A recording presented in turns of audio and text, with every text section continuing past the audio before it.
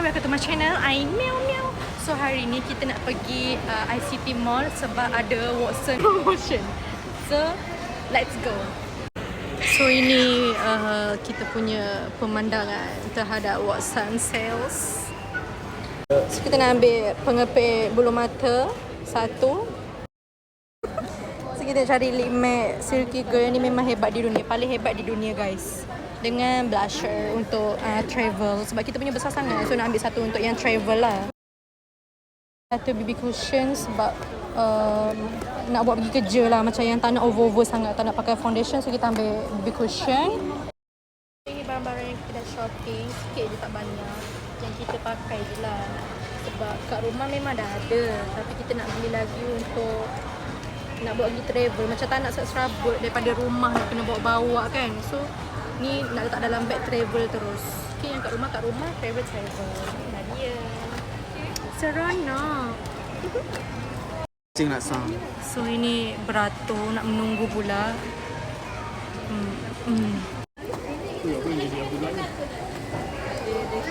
011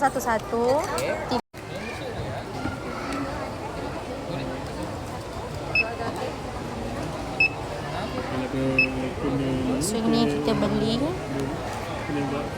kita akan bayar.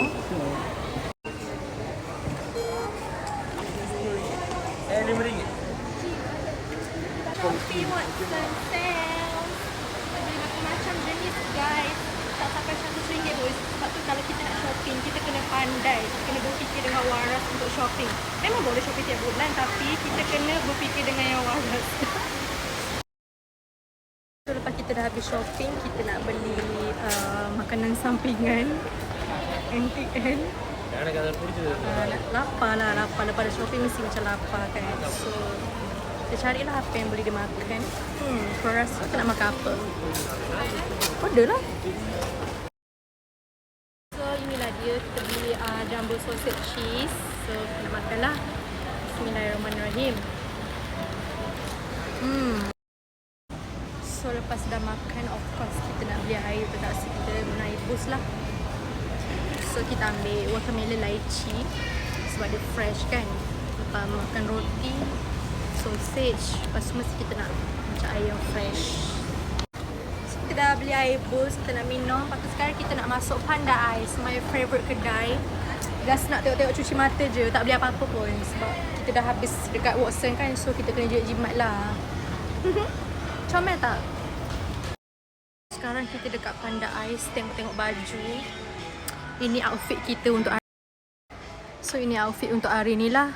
Kita pakai tudung bawal malas from TikTok, baju from Japan, makcik belikan, bag dari CK, seluar beli kat TikTok, sandal beli kat Colorist. Okay, jam Vinci, aksesori Vinci. Cantik tak? Simple je untuk today. Sekarang kita nak tindik telinga, ambil yang silver lah. Sebenarnya ada tu lubang ada, lepas tu sekarang dah tertutup lah, jadi nak kena tebuk balik. Tapi kita darah pahlawan, kita tak takut pun. Tak rasa sangat lah kan? Dia mesti rasa, tapi tak rasa sangat.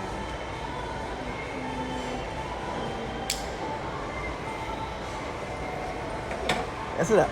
Sakit juga.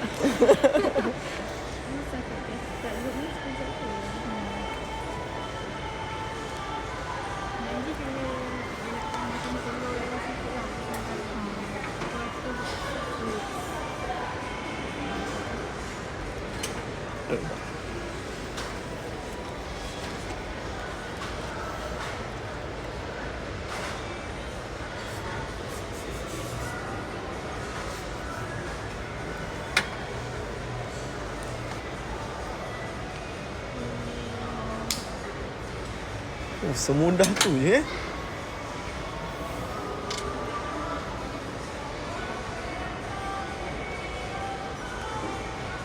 Nipu.